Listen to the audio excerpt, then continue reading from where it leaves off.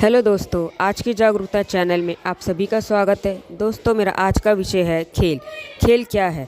हम में से अधिकांश लोग खेलकूद के बारे में पूछते ही एकदम से खेलकूद के बहुत से उदाहरण देने लगते हैं, जैसे गुड्डे गुड़िया से खेलना, झूला झूलना, पतंग उड़ाना, लुका छिपी खेलना, बैट बॉल, दौड़ना, शतरंज खेलना आदि आदि। आइए समझते हैं।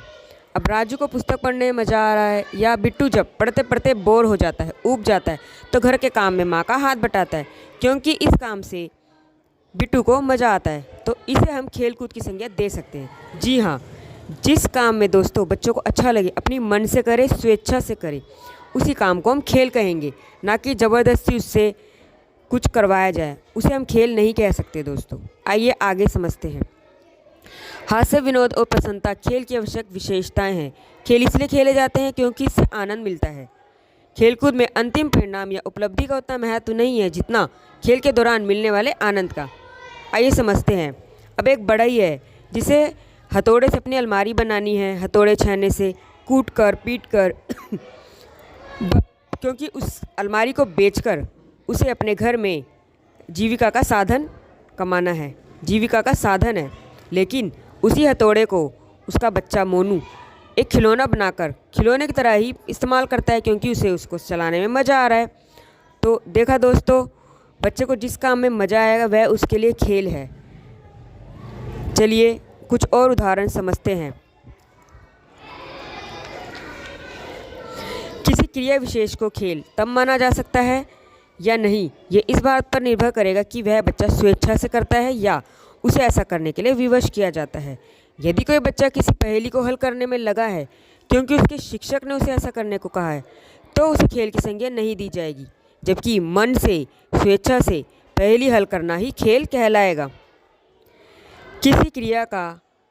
किसी क्रिया विशेष के प्रति बच्चे का दृष्टिकोण ही यह तय करता है दोस्तों कि वह खेल है या नहीं।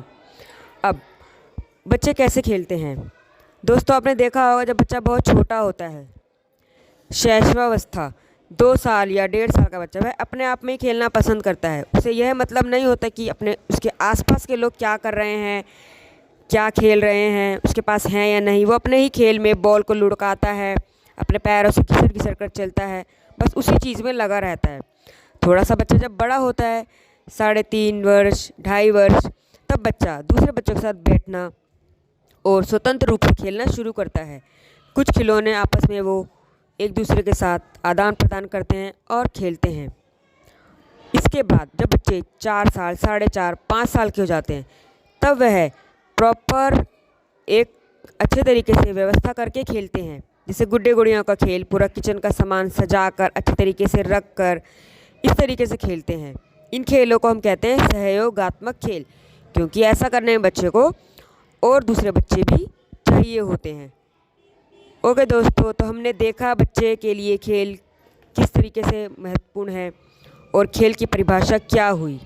मैं अपनी नेक्स्ट वीडियो में आपको खेल से ही संबंधित और भी कई चीज़ें बताऊंगी कि लैंगिक विषमताएं खेल को कैसे रूढ़िबद्ध करती हैं, क्योंकि हमेशा से ऐसा होता है दोस्तों कि लड़कों के लिए अलग खेल और लड़कियों के लिए अलग खेल।